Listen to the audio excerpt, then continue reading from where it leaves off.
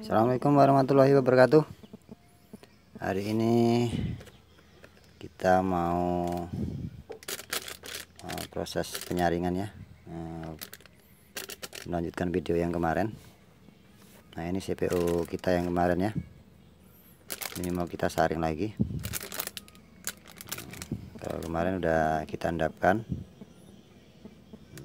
agar arangnya itu mengendap biar enggak terlalu mengotori saringan ya. Nah, setelah proses pengendapan itu kita angetin, kita saring, kita angetin, kita saring sampai 4 kali. Nah, setelah itu kita endapkan. Nah, ini udah melalui proses kemarin 4 kali ya, 4 kali penyaringan untuk menyaring arangnya. Kita buka.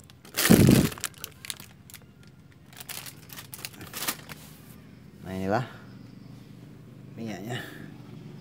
Ya udah apa warnanya ini, hijau.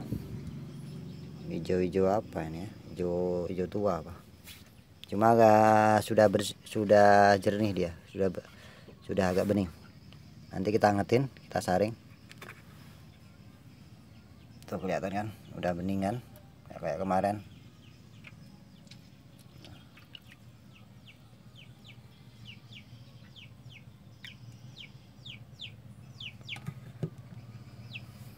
Nah, itu kelihatan kan, itu masih ada hitam-hitam apa itu, bekas arang kemarin. Setelah itu kita angetin ya. Kita angetin. Kenapa harus kita angetin? Karena proses penyaringan kalau nggak diangetin itu nanti nggak turun minyaknya, karena agak kental. Ini aja kental ya, kental kan dia kan. Ya, Bang. Nah, ini kita aduk-aduk.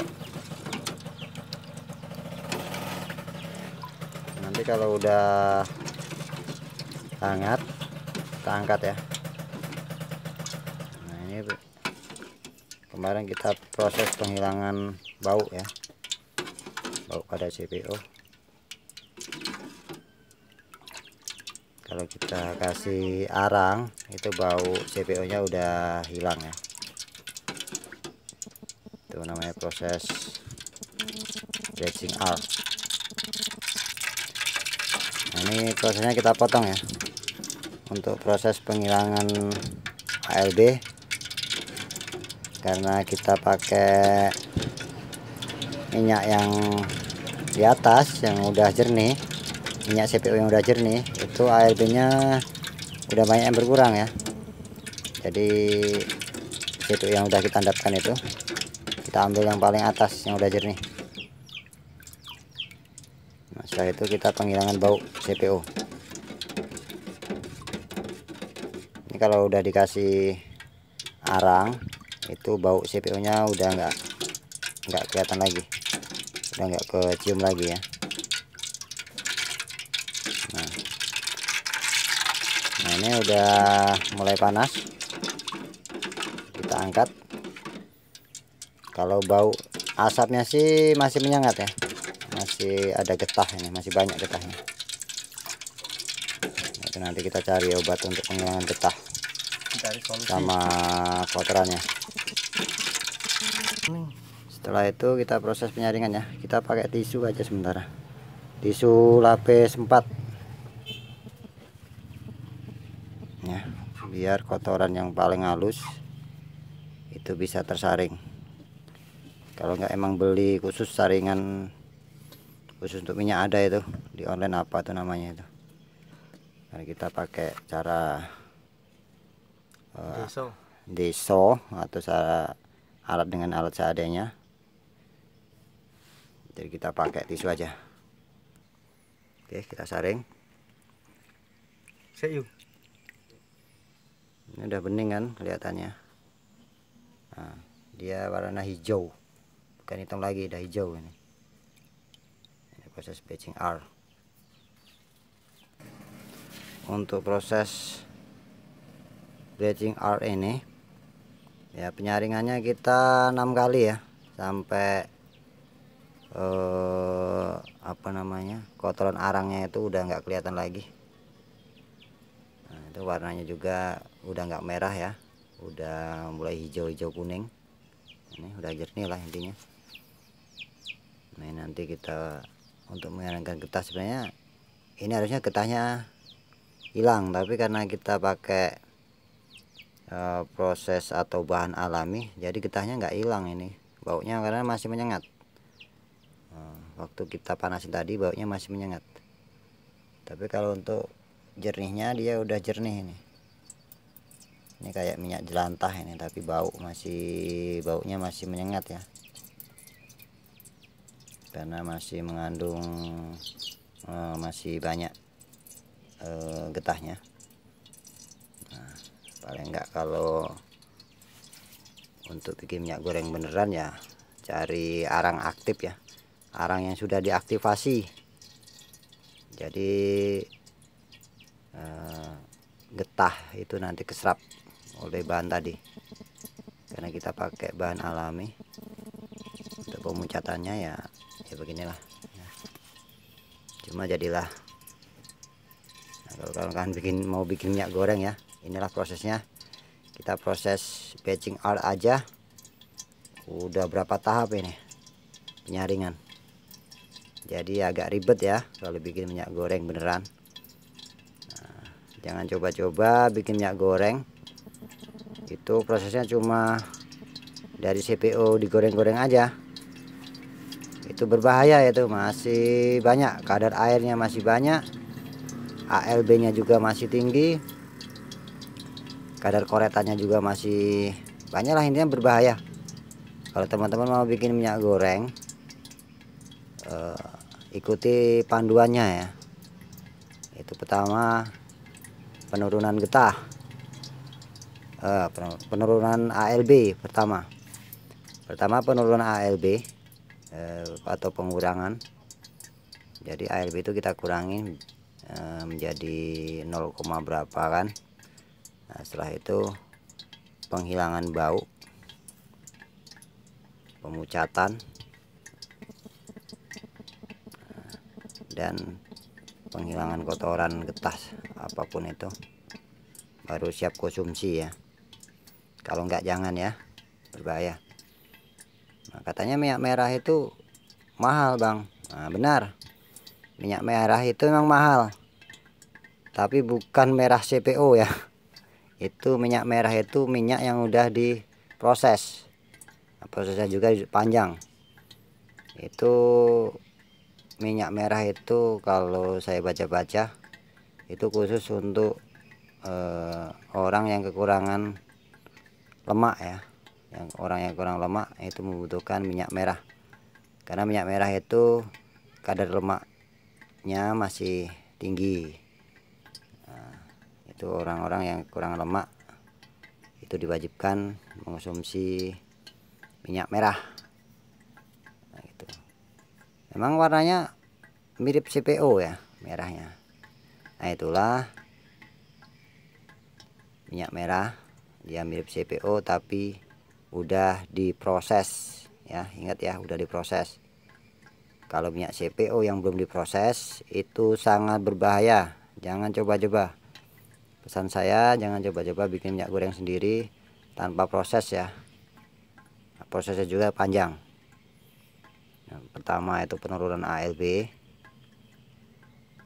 dan keduanya penghilangan kotoran kasar yang masih menempel di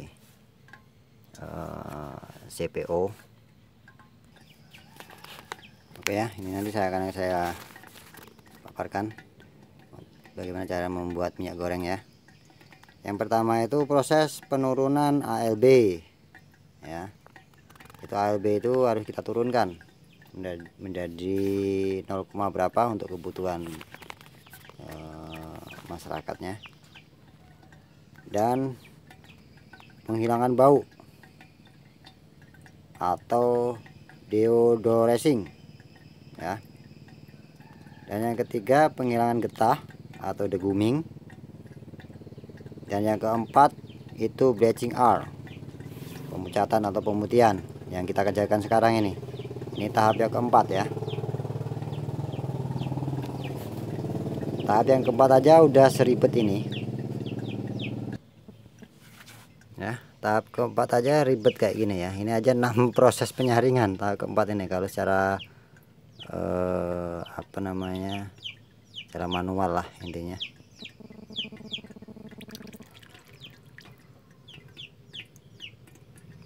Ini kita potong langsung proses keempat ini. Ini aja udah ribet ya. Kita untuk penurunan ALB juga belum, tapi berhubung minyaknya ini yang kita pakai minyak yang paling di atas, itu minyak yang udah mulai jernih. Nah, intinya kadar ALB nya juga udah turun sendiri, jadi langsung kita potong. Nah, yang belum proses penghilangan getah dan proses penghilangan bau ya, atau deodorizing. Nah, itu tulisannya itu kalau bahasa ininya deodorizing dorezing agak susah ya bahasanya. Nah, itu kalau penghilangan getahnya deguming. Dan yang kita kerjakan sekarang ini proses bleaching R, proses pemucatan atau pemutihan pada minyak mentah CPO ya. Jadi teman-teman, saran saya kalau mau bikin minyak goreng ya harus melalui proses ya. Jangan dari pemerasan kelapa sawit langsung diangetin cuma pakai apa namanya, ubi, pakai kentang, pakai apapun, itu enggak apa namanya, getahnya itu lama atau enggak hilang lah intinya. Itu sangat berbahaya nantinya kalau dikonsumsi. Nah, proses yang sebenarnya aja ini ada 5 proses ini sudah.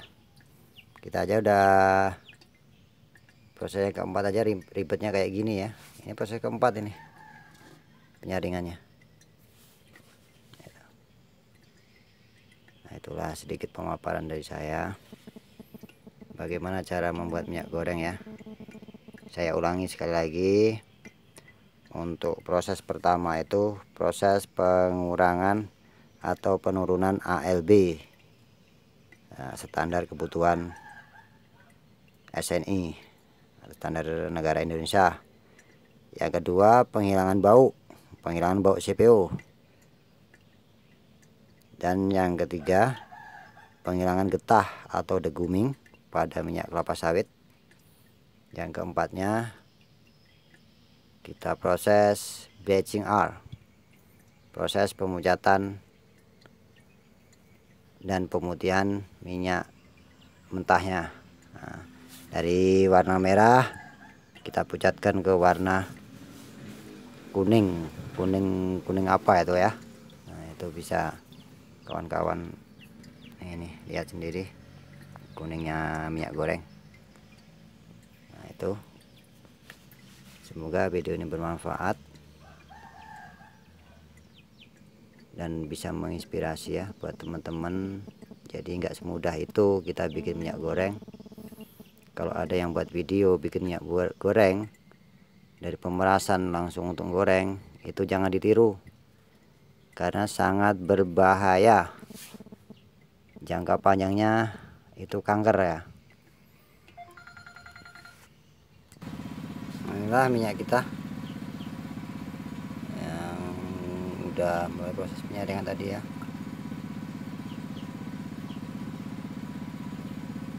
Dia mirip minyak jantah ya, tapi ini bukan minyak jantah. Jadi nanti teman-teman bisa lah praktekkan di rumah nanti apa warnanya ini. Ini kalau saya ini hijau apa ini warnanya, bukan hitam ya.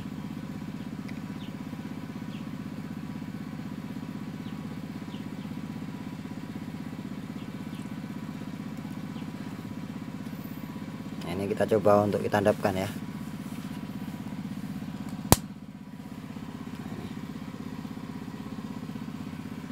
Kelihatan enggak? Kelihatannya tetap hitam ya, karena ini terlalu kental. Nah, setelah ini nanti kita proses, kita cari bahan untuk penghilangan getah ya, dan pemurnian nantinya. Pemurniannya kita hadapkan aja. Ini kalau baunya ini udah inilah baunya. Udah mirip minyak goreng kalau baunya ya, nggak kayak CPO itu. Cuma kalau untuk goreng ini uapnya atau itu masih berasap, itu asapnya itu masih agak gimana itu ya, pokoknya bau lah intinya, baunya agak menyengat, bau asapnya, karena itu masih mengandung getah ya. Ini kalau kentalnya udah kental ya. Ini enggak apa ya, ini kalau kita diamkan ini enggak mungkin beku, karena ALB nya ini udah kurang banyak, ini ALB nya, jadi enggak mungkin beku ini ya. Cuma itulah, ini belum bisa untuk dikonsumsi. Karena masih, kalau dibilang proses itu masih 4 proses lagi. Oke. Nah, ini hasil kita yang kita kasih arang kemarin ya. Warnanya hijau, nah, hampir kayak jelantah ya.